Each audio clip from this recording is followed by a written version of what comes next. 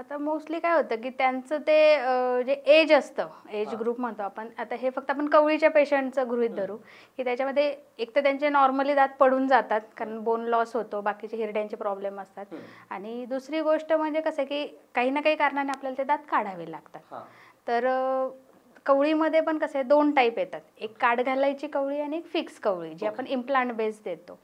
आता दोघांचं जर आपण कंपॅरिझन केलं तर जी काढ घालायची कवळी असते ती आपण प्रत्येक बघितलं असेल वयस्कर माणसांचं की रात्री झोपताना काढावी लागते, ती क्लीन करून डब्यात ठेवा, सकाळी परत वॉश करून ती घाला, तर हे फॉलो करावं लागतं. पण त्याच ठिकाणी जे आपण इम्प्लांट बेस, म्हणजे आता हे नवीन टेक्नॉलॉजी आलेल्या आहेत सगळ्या, पहिल्यापासून जी आलेली ती आपली काढ घालची कवळी, बऱ्यापैकी सगळ्यांकडे तीच दिसते. पण आता काही लोकांना हे नाही माहिती की आपण फिक्स पण कवळी करू शकतो. तर फिक्स कवळीमध्ये कसं असतं की आपण 6 किंवा 8 इम्प्लांट्स टाकतो. इम्प्लांट्स म्हणजे टिटॅनियम सारखा स्क्रू असतो, तो आपण हाडामध्ये प्लेस करतो आणि त्याचा सपोर्ट घेऊन वरती आपण फिक्स करतो.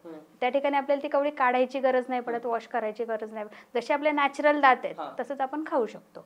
आणि काढ घालच्या कवळीमध्ये कसं होतं की ती काढा किंवा वॉश करा ह्या तर रोजचा कुटाणा असतोच, शिवाय जे आपले नॅचरल दात असतात तेवढा इफेक्ट ते दात देऊ नाही शकत. म्हणजे त्याचं एकच पर्पज असतं की तुम्ही एक बेसिक अन्न खाल्लं गेलं पाहिजे तुमचं. पण तरी पण त्या लोकांमध्ये एक अनकॉन्शियसनेस असतं की किती नाही म्हटलं तरी शेवटी आपण त्या टिश्यूच्या सपोर्टने ती कवळी लावलेली असते, त्याला खाली काही आपण स्क्रू नाही टाकत किंवा फिक्स अशी नसते ती. आणि जसं जसं तुम्ही यूज करताल ती कवळी, तर जी कवळी हाडावरती दिलेली आहे, ज्या हाडावरती, ते हळूहळू झिजायला लागतं. जसं त्या हाडाची लेवल कमी होईल किंवा थिकनेस कमी होईल ती कवळी आपोआप हलायला लागते. मग लोकांना असं वाटतं की अरे मी आता 4 लोकात बोलताना अचानक तोंडात आली कवळी किंवा खाताना पडली, मग असं काय करणार. मग त्यावेळेस थोडं कॉन्शियस होतात किंवा मग ते लोकांमध्ये जायचं थोडंसं कमी करतात. हो, होतं ना, होतं, बऱ्याच पेशंट्समध्ये होतं. आणि मेन म्हणजे कसं आहे की जी काढ घालची कवळी आहे ना, की लोकांना वाटतं की आज डॉक्टरने मला कवळी दिली उद्या मला सगळं खाता आलं, असं नाहीये. ती ॲडॅप्ट व्हायला पण टाइम लागतो. तुम्ही किती प्रॅक्टिस करताय ती घालून, किती म्हणजे यूज टू होतीये तुमच्या तोंडासाठी, कारण शेवटी ते एक फॉरेन मटेरियल आपण तोंडामध्ये काहीतरी ठेवतोय, आपल्या जिभेला, आपल्या मसल्सला त्याची सवय नसते. जेवढे दिवस तुम्ही जास्त घालून ठेवतात तेवढं तुमचे जीभ, आपल्या मसल्स वगैरे त्याला ॲडॅप्ट होतात. पण तरी पण जी फिक्स डेंचर आहे त्याच्या कम्पॅरेटिव्हली थोडंसं ह्याचं म्हणजे अनकॉन्शियसनेस असतोच पेशंटमध्ये. आणि ह्याच्यामध्ये कसं होतं की जे काढ घालची कवळी जेव्हा आपण पेशंटला देतो तर पेशंटला असं वाटतं की आपण एवढे पैसे खर्च केलेत किंवा काय. फिक्स डेंचरच्या कम्पॅरेटिव्हली हे कमीच असतात, पण तरी पण आता प्रत्येकाचा फायनान्शियल इश्यू किंवा ज्याचं त्याचं एक लिमिट असतं, तर त्यांना असं एक कन्सेप्शन झालेलं असतं त्यांचं की मी एवढे पैसे दिले तर मला व्यवस्थित बसलीच पाहिजे मला. पण शेवटी कसं आहे, प्रत्येकाच्या हाडावर डिपेंड राहतं ते की तुम्ही किती यूज करताय काय ह्या त्या गोष्टी. मग थोडंसं त्यांच्या ते सायकोलॉजीवर पण एक इम्पॅक्ट होतो की नाही बाबा, जे नॅचरल दात आहेत ते नॅचरल दातच आहेत, हे केलं तरी पण बरेच पेशंट वापरत पण नाहीत कवळी.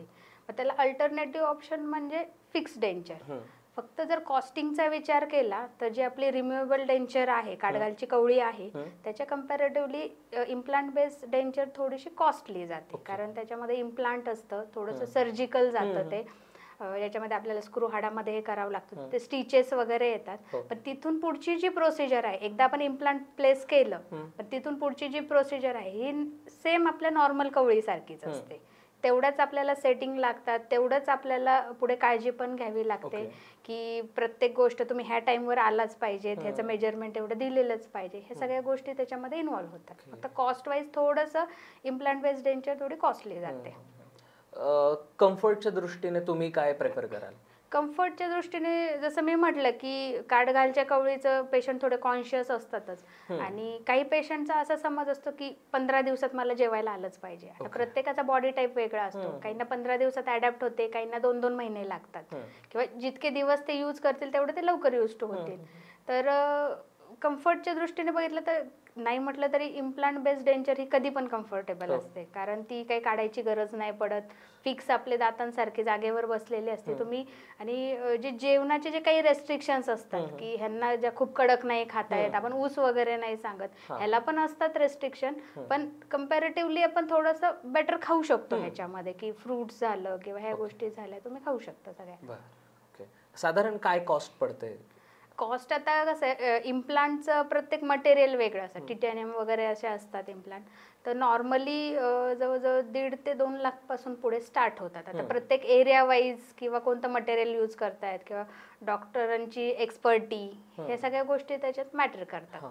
पण 1.5 ते 2 लाखांपासून पुढेच इम्प्लांट, मिनिमम प्राइस 2 पर्यंत तर जातेच इम्प्लांट. आणि जी काढघालची असते ती? काढघालची आपण घ्यावी तशी असते, एक 12 ते 13 हजारापासून ते घ्याव्यात अशा, त्याच्यामध्ये 25-26 हजारापर्यंत पण जातात. मोस्टली अफोर्डेबल याच असतं? हो, ह्याच असतात त्या.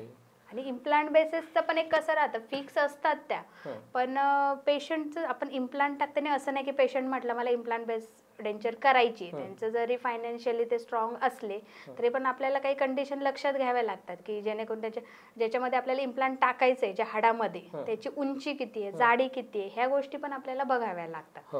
जर त्या प्रॉपर आपल्याला आपल्या कंडिशन प्रमाणे असतील तरच आपण इम्प्लांट टाकतो, नाही तर मग आपण नाही सजेस्ट करत.